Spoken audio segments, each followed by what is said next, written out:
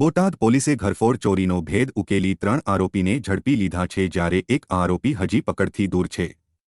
ગત તારીખ 3 અને 4 ફેબ્રુઆરી વચ્ચે હરભોલે સોસાયટીમાં રહેણાંકી મકાનમાંથી ₹2,44,000ની ચોરી થઈ હતી। ચોરીમાં સોના ચાંદીના દાગીના અને રોકડની ચોરી થતાં ચેતનભાઈ સાગરભાઈ વડોદરિયાએ પોલીસ ફરિયાદ નોંધાવી હતી। બોટાદ પોલીસે ચોરી કરનાર 4 આરોપીમાંથી 3ને ઝડપી લેવામાં સફળતા મેળવી છે। સિદ્ધરાજભાઈ અનકભાઈ ખાચર, પ્રદીપભાઈ અરવિંદભાઈ લોલિયાણા અને ઇનાયતભાઈ યુનુસભાઈ કુરેશીને ઝડપી પાડ્યા છે, જ્યારે વિશાલભાઈ કાળુભાઈ વાઘેલાને પકડવા ચક્રો ગતિમાન કર્યા છે। આમ બોટાદ પોલીસે ગણતરીના કલાકોમાં ચોરીનો ભેદ ઉકેલી આરોપીઓને ઝડપી લીધા।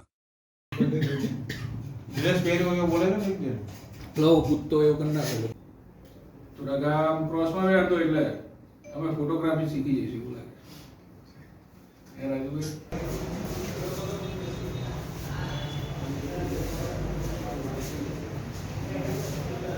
તમારું ક્યાં છે સાહેબ?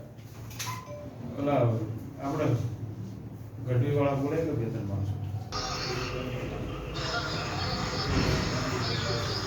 ફોટા બેટા ફોટા હા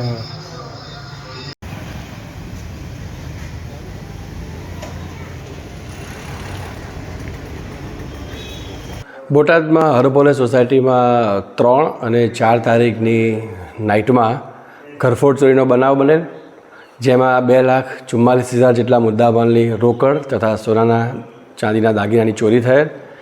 જેમાં ટાઉન પીઆઈ ખરાડી સાહેબે અલગ અલગ ટીમો બનાવી અને બાતમી આધારે 3 આરોપીઓને ઝડપી લીધા છે, જેમાં સિદ્ધરાજભાઈ અનકભાઈ ખાચર, પ્રદીપભાઈ અરવિંદભાઈ લોલાણીયા, ઇનાયતભાઈ યુનુસભાઈ કુરેશી 3 આરોપીઓ જેઓ રેલવે કોલોની પાછળ રહે છે તેઓને ઝડપી પાડેલા છે અને લગભગ મોટાભાગનો મુદ્દામાલ રિકવર કરી લીધેલ છે।